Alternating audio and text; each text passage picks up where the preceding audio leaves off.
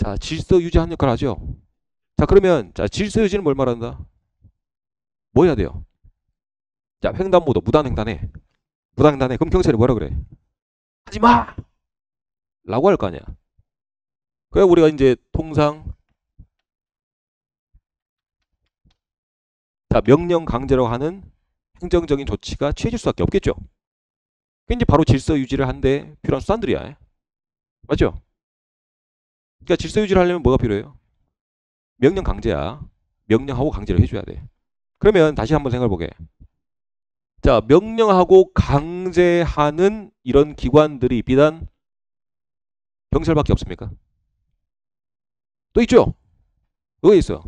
시청 있고 구청 있고 있잖아. 맞죠? 여러분들 KTX 타봤죠? 안 타본 사람 없죠? 우리 이제 기차 타러 가면 누가 있어요? 철도 경찰 있죠.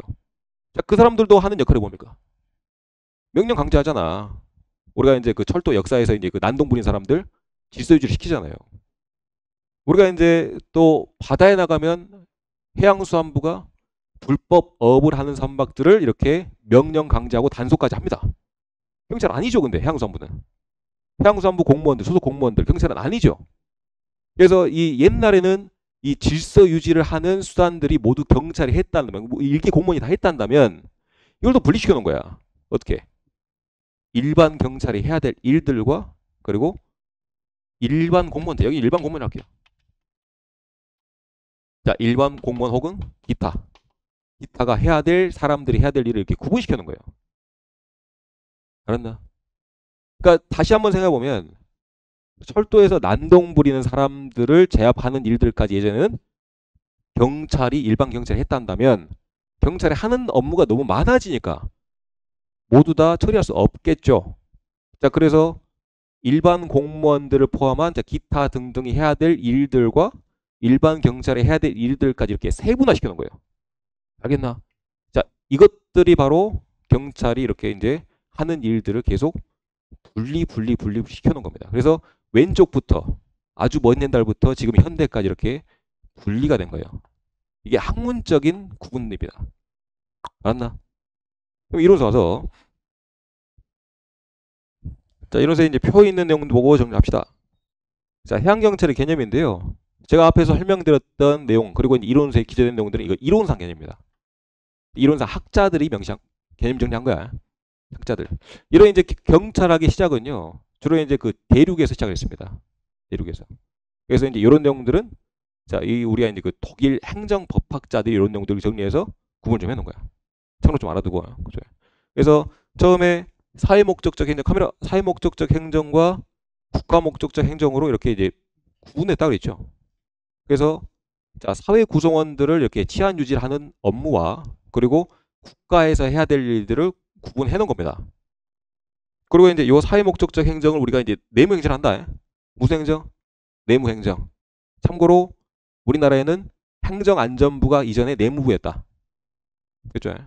그래서 자, 내무 행정은 자, 옆에 소극적 질서유지 경찰 행정이 있는데요. 소극 목적 편했어요. 옆에 이제 괄호 안에 소극적 질서유지라 돼 있죠. 자, 소극 목적의 행정과 그리고 그 옆에 자, 복리 행정 즉 적극적 질서 유지로 구분된다. 자, 그러면 복리 행정을 뭘 의미한다?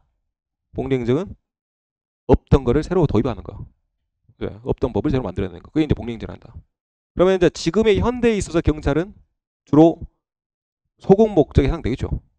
구분한다면. 그래서 자, 소극 목적으로 구분되는 경찰은 일반 경찰, 즉 보안 경찰을 합니다. 일반 경찰, 보안 경찰이야. 그래서 여기 이제 일반 경찰에 해당되는 누가 있습니까? 일반 육경과 해경이 일반 경찰, 즉 보안 경찰에 해당되고, 그리고 이제 질서 유지를 하는 사람들은 경찰 말고도 또 있죠. 누가 있습니까? 일반 공무원들, 철도 경찰, 산림 경찰, 해무 경찰, 맞죠? 자, 이런 사람들은 우리가 이제 뭐라고 구분한다? 자, 협의회 행정 경찰이라고 구분한다. 알았나? 여기까지는 기본적인 내용으로 여러분들이 기억을 좀 해줘야겠다. 자, 들어서 자, 국가 목적적 행정은 제가 이제 설명드렸죠.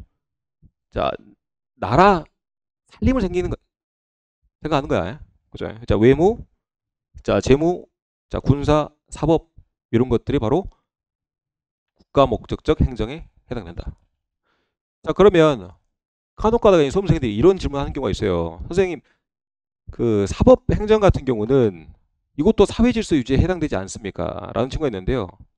여러분들 엄연히 치안 유지하고 누군가를 처벌하는 것은 개념이 다릅니다. 이해했나요? 자, 우리가 이제 치안이라고 하는 것은 그냥 질서 유지예요. 뭔가 이제 위반을 하려고 하면, 뭔가 어기려고 하면 하지 마세요 이렇게 명령 강제를 하는 것이고, 이게 이제 치안이라고 질서 유지. 그리고 이것을 어긴 사람에 대해서 처벌하는 것은 또 별개의 내용입니다. 알았나? 근데 이제 요 사법적인 체계가 있으면 나라가 유지가 돼, 안 돼? 안 되죠. 결국 여러분들이 그럼 생각해 보게. 예를 들어서 자, 내가 이제 무단횡단했어. 근데 이제 경찰이 명령 강제만 해. 나한테 뭐 벌금도 안 때려. 처벌도 안 때려. 아무것도 없네. 그냥 하지 말라고만 하네. 질서 유지만 하네. 에이씨. 그러면 나는 그냥 무단횡단하면 되겠다. 자, 이런 위반자들이 정말 많아지겠죠. 그럼 위반하는 사람이 많으면 많을수록 어떻게 됩니까? 국가는 체계가 무너진다. 그래서 이를 방지하기 위해서 어떻게 한다? 사법 절차를 통해서 처벌해야만 한다. 알겠죠? 그러니까 별개 개념이야. 그래서 요 사법행정을 선생님 사회목적적 행정이라고 구분할 수 있지 않습니까? 라고 하는 질문들이 예전에 많이 있었어요. 근데 그래서 내가 미리 설명하는 거야. 알았죠? 알았나? 여기까지. 자, 내려와서 자, 그럼 2번.